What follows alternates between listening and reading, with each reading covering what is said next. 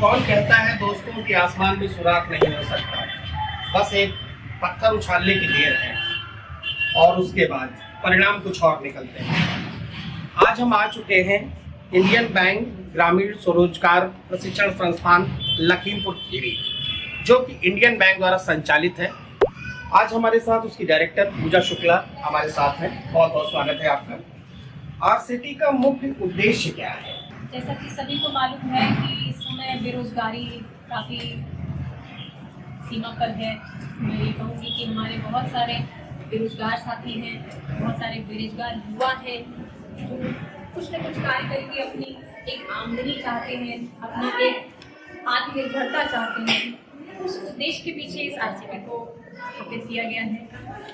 लोग अपने जो हमारा ग्रामीण अंचल है वो इन सब सुविधाओं से वंचित है, जो अपना एक रोजगार शुरुआत करने के लिए, प्रारंभ करने के लिए भी कई बार विचार करता है कि हम इस तरफ बढ़ें कि नहीं। बस उन्हीं को स्वावलंबी बनाने के लिए, आत्मनिर्भर बनाने के लिए एक छोटा सा प्रयास है आरसीटी। इस संस्थान की स्थापना कब हुई और इसकी सबसे बड़ी उपलब्धि क्या है? आरसीटी बहुत शुरुआत की बात करें तो ये श्री वीरेंद्र हेगड़े जी के द्वारा हमारे जो कर्नाटक राज्य है उसमें स्थापित किया गया था, और उसके बाद से ये कई, अब मान के चलिए कि हर जिले में अब स्थापित हो चुका है।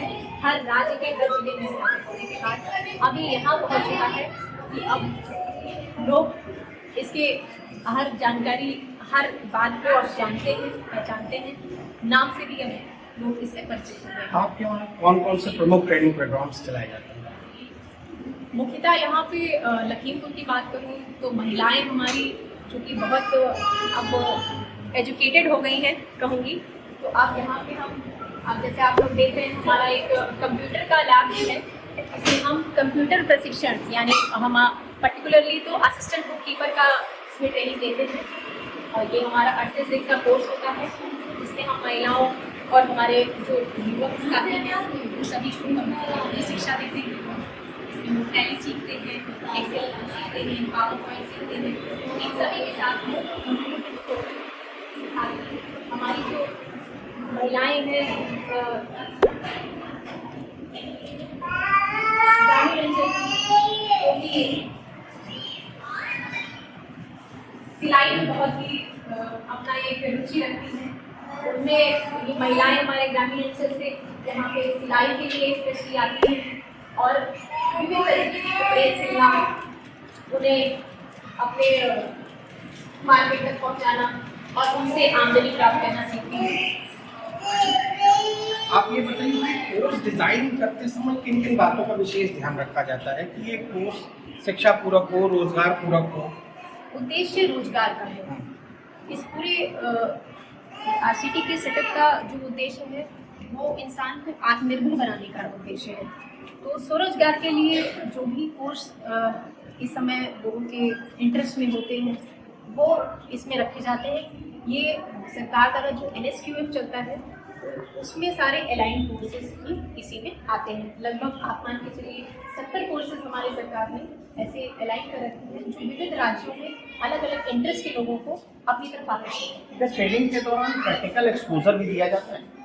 जी बिल्कुल, ट्रेनिंग के दौरान हम उनको यहाँ पे प्रैक्टिकल में कराते हैं। जैसे हम अभी अगर ब्यूटी पार्लर में लेके चले तो हमारी महिलाएं सिर्फ पढ़ाने में ही नहीं, एक जो उनका प्रैक्टिकल अप्रोच है वो भी उनके साथ होता है। वो हर चीज़ को प्रैक्टिकली अपने हाथ से करके तब सीखती हैं। तो एक प्रैक्टिकल अप्रोच इसमें पूरा है ताकि इस अंदर की जो स्किल है वो डेवलप हो सके और इन्हेंस हो सके। महिलाओं और युवाओं के लिए क्या कुछ विशेष ट्रेनिंग प्रोग्राम्स या कुछ अलग अलग तरह के प्रोग्राम्स हैं? बिल्कुल, मैं अगर महिलाओं की बात करूँ तो महिलाएं चूँकि समूह के रूप में कार्य करती हैं तो वो एक जुड़ के कार्य करने का उनका जो अंदर से फीलिंग रहता है, उसमें हम अचार पापड़ का देते हैं, वो अपने स्तर से कर सकती हैं, मसाला बनाना, और साथ ही में सिलाई का उनका एक रहता है।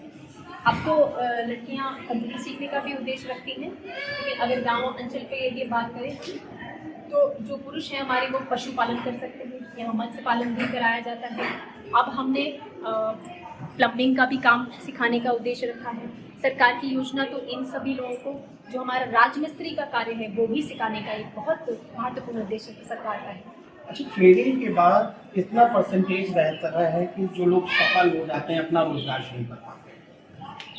ये तो बिल्कुल आप मान के चलिए, यहाँ पे जो स्किल सिखाई जाती है उसके बाद सभी लोग इस उद्देश्य से ही आगे जाते हैं कि वो आत्मनिर्भर होके अब अपना सेटअप करेंगे।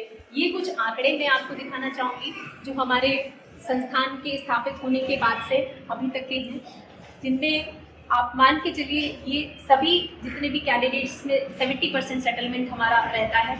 इसमें ये अपना रोजगार शुरू करते हैं और अपने रोजगार शुरू करने के लिए जो भी सहायता हमसे चाहते हैं वो हम इनको निर्बाध रूप से करवाते हैं। क्या बैंक या अन्य किसी संस्थान से अपना स्वरोजगार शुरू करने के लिए लोन की सुविधा उपलब्ध है? जी बिल्कुल, ये जितने भी हमारे प्रोग्राम रहते हैं हमारा सारा यही उद्देश्य रहता है। हमारे जो एलडीएम सर आते हैं, अधिकारी हमारे उच्च स्तर से आते हैं, वो सभी हर बार इस जितने भी सरकार की योजनाएं चल रही होती हैं, चूँकि हमारे अग्रणी जिला प्रबंधक सर यहाँ पे हर बार आते हैं सर्टिफिकेशन के टाइम पे, वो यहाँ पे रहते हैं ताकि वो बता सके कि सरकार की कितनी योजनाओं से वो अपनी उद्देश्य को सफल कर सकते हैं। क्या आप कुछ सफल ट्रेनिंग की इंस्पायरिंग स्टोरी को शेयर कर सकते हैं हमसे?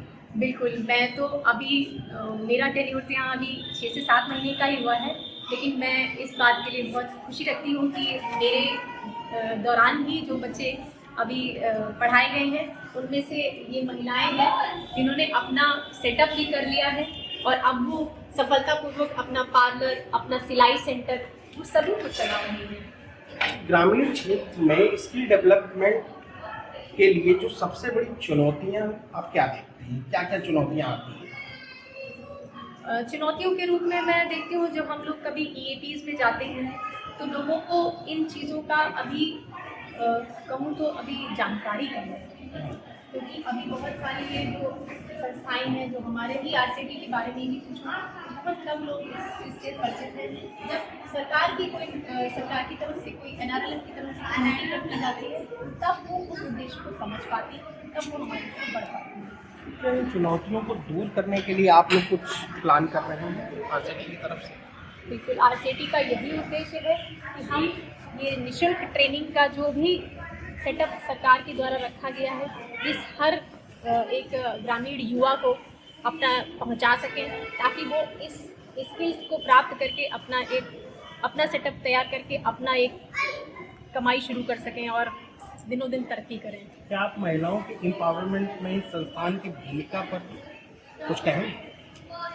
महिलाओं का मैं तो ये कहूँगी कि हमारा जो ट्रेनिंग का पूरा 1000 का लगभग लक्ष्य रहता है, उनमें आप मान के चलिए कि हम 70% जो है महिलाओं को ही ट्रेनिंग देते हैं और उसके बाद जब वो आत्मनिर्भर होकर समाज में अपना एक मुकाम स्थापित करती हैं तो वो एम्पावरमेंट आपको हर जगह दिखेगा।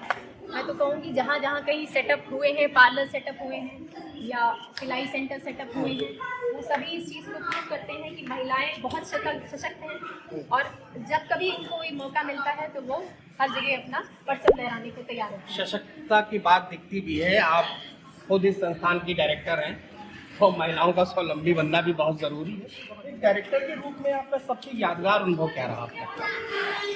डायरेक्टर के रूप में मैं कहूँ तो मैंने अभी तक ये नहीं देखा था कि हम दिव्यांग जनों को भी आत्मनिर्भर बनाने की तरफ कदम रख सकते हैं। यहाँ पे मैंने 2 अभी ट्रेनिंग्स दिव्यांग जनों की कराई हैं, जिनमें हम उन्हें हाथों से अगरबत्ती बनाना सिखाते हैं, मोमबत्ती बनाना सिखाते हैं। उसके बाद जब वो अपने कमाई का कुछ लाभांश प्राप्त करते हैं तब जो खुशी मिलती है वो एक यादगार पल है।